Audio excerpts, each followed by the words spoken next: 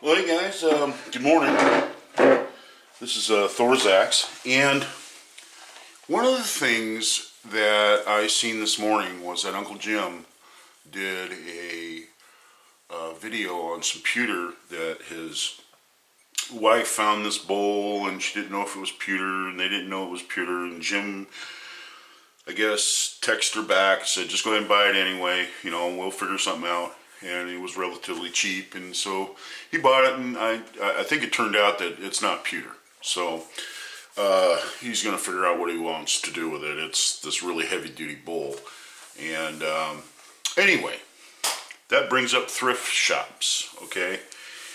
And one of the things that I wanted to bring to the table today was that one of my passions that I like to do is I like to fish. And I'm not going to start a fishing, channel on YouTube. I mean, to me, there are thousands of fishing channels out there. I don't want to get into that. When I go fishing, I like to fish. I like to fish. If I was to invite Uncle Jim fishing with me, now he's a Northwesterner, and he knows that he doesn't expect me to bait his hooks. He doesn't expect me to tie his hooks on. He doesn't expect me to clear a problem that he'd have with a reel.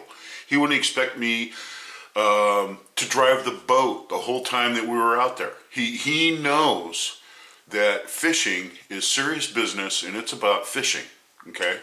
And you got to know a few things and pay attention while you're out there, when you're fishing with somebody. You can't just go along for the trip thinking, oh, it's a nice bright sunny day out here on Puget Sound, and we're just going to have a good old time, and this guy is going to take me around and do everything for me.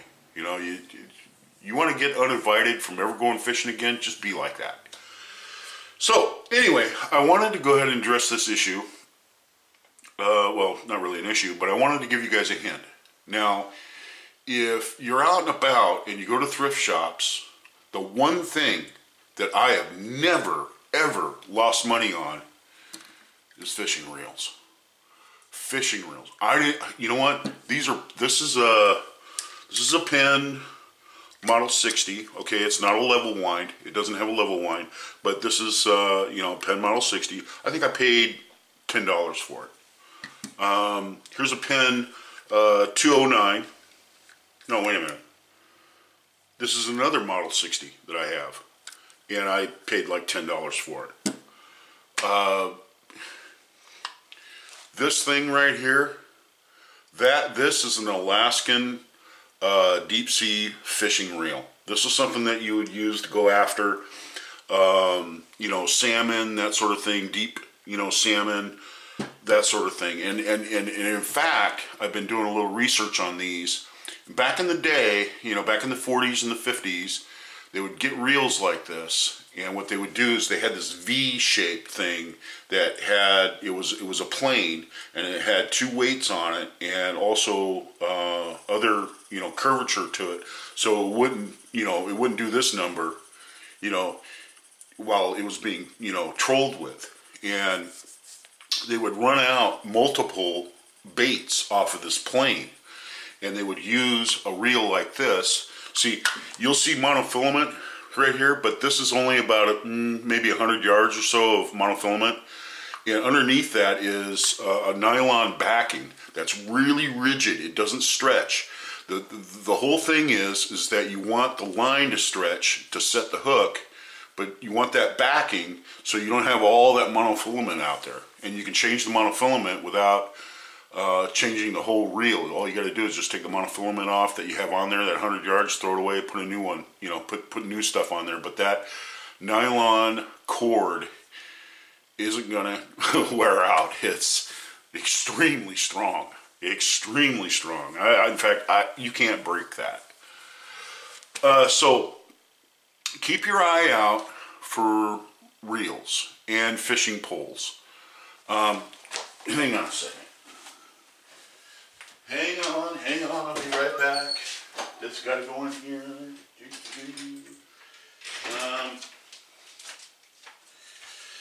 I got this. It's an Eagle Claw. Okay. I got this Eagle Claw rod. I paid $12 for it. at an antique shop. I bought this Pen 209 level wind. I think I paid 12, 13 bucks for this. And it's all because when you look at fishing gear, it's not really all that attractive unless it's, you know, something, you know, that a particular guy, you go into a fishing shop and you buy. So a lot of this stuff is stuff that some old guy really took care of this. You know, I mean, he oiled it, he did this, he did that, blah, blah, blah. And he took real good care of it. But when he passed on, his family just took a box of his fishing stuff, took it down to an antique shop, and they probably gave him maybe, I don't know, you know, 30 bucks for the whole thing. And there was probably about $400 or $500 worth of stuff in there, you know. They didn't know that. So they just went ahead and just threw it out there for pennies on the dollar. I'm telling you what, these Pen reels are bulletproof. You cannot, I mean, unless you really try and abuse these will last you a lifetime with trouble-free. If you just take the steps to go ahead and oil them and make sure that they're, you know, in running shape. I mean, you know, you always hose them off real good when you're done with some fresh water. You change the lines on them. You know, like I said, there you go, Eagle Claw. I think more salmon and fish have been caught with Eagle Claw rods than all the other rods, and you know, combined. And that's an old school Eagle Claw too. That was made in, you know, that's made in the United States. Also, another thing too, when it comes to Pen reels, you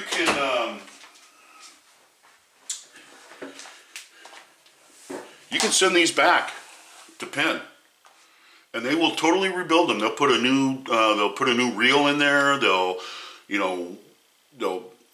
go through them. They'll put new bearings in there. They'll put a new clutch system in it.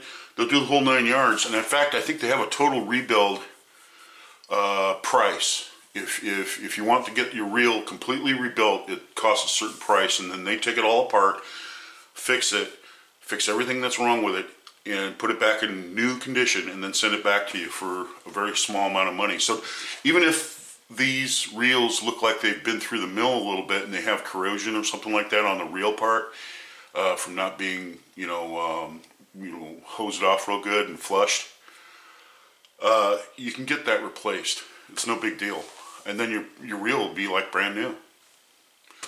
I didn't want to get political about this, but sport fishing here in the Puget Sound has pretty much been ruined by the state. You're only allowed to get 2 salmon during salmon season per trip that you go out there. And mostly probably what you're going to get is blackmouth that are stray. So you're looking at a 12-pound fish maybe at most, 9 to 12 pounds. A juvenile. And they're tasty.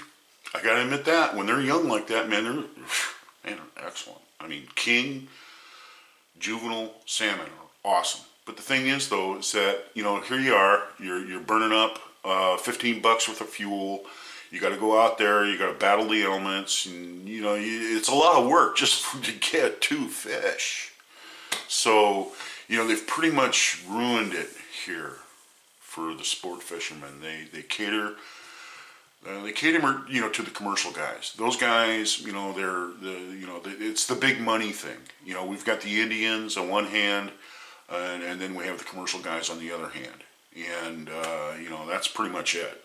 I mean, I think it was like within the last 10 years, they let some drag guys come in here with their drag nets, and they just cleaned out everything on the bottom. I mean, all the bottom fish, your cod and all the rest of the stuff, they caught it all. And, they damaged the ecosystem, and guess what? The state is okay with that because they got money. They don't care. Our state is supposed to be about, conservation. This isn't about conservation. This is about big money and big business. I've been to Alaska. I've fished Alaska. I know what that's about. I know that when you see the Japanese guys show up and they're on the processing barge, they got these paddles, okay? They got these paddles, you know, and they got numbers on them. And those numbers are for the lot number that they're bidding on. And, you know, that's how much they're going to pay per pound for your catch. And they just hold it up, you know, and they just hold up those paddles, and then, you know, they'll reach in, grab another paddle, they'll outbid each other. I mean, it's all about the money. That's it. It's all about the money. It doesn't have anything to do with supporting our ecosystem or being after sports fishermen or anything like that here in Washington State. Washington State has pretty much ruined sport fishing. The only real sport fishing we have now is trout. Right now, I do not have a pickup truck. That's one of the things that I want to get in the future, near future, because I do have a boat. I have a 15-horse Mercury. I have a couple of trolling motors, and man, I've got a whole bunch of different fishing gear, and I really do want to go out and do some nice trout fishing. And you know, that's one thing I will say about the state. The state does do a good job about, you know, stocking the lakes, you know. But then again, you're out there, you're catching planter fish, you know, 10 to 12 inches long. They're planter fish. They're not like catching a wild trout. You know, you catch a wild trout, man, you got something on the end of the hook, or you get a holdovers. You get holdovers, and you know, you can have a lot of fun catching those. And man, I'll tell you what, you can end up with, you know, brooders, you know, like 18-inch trout. I mean, a huge trout, 3 to 5 pounds. So, and a lot of people say, you know, well, they taste muddy. I'm going to tell you what, they're not muddy up here. I mean, they don't taste muddy to me. I think that's when you get into real warm weather. You get into real warm weather, yeah, they're going to taste a little muddy, but as soon as it starts cooling off, they start, you know, they start taking on the flavor of the fish, and much better quality. So anyway, back to the reels.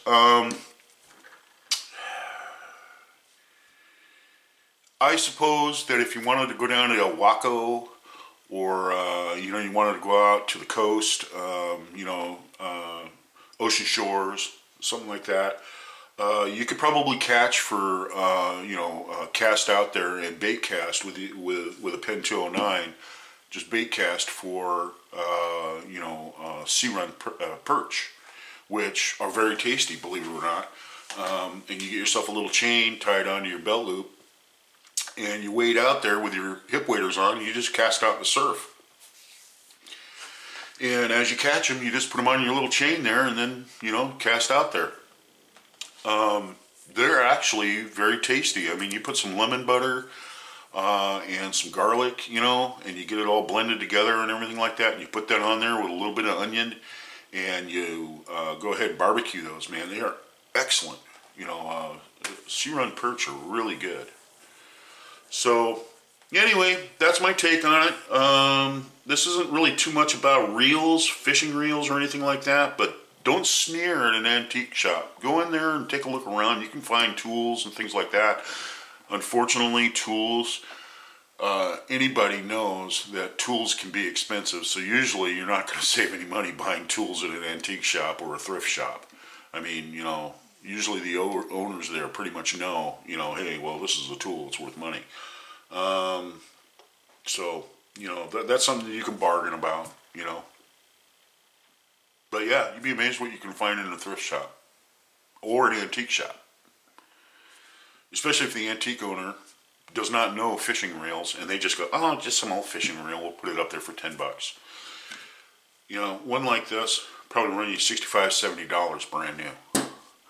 I don't even think they make these anymore in the United States. These are all made in the United States. I know you can go down to Walmart, for instance, and you look at their fishing reels they have down there.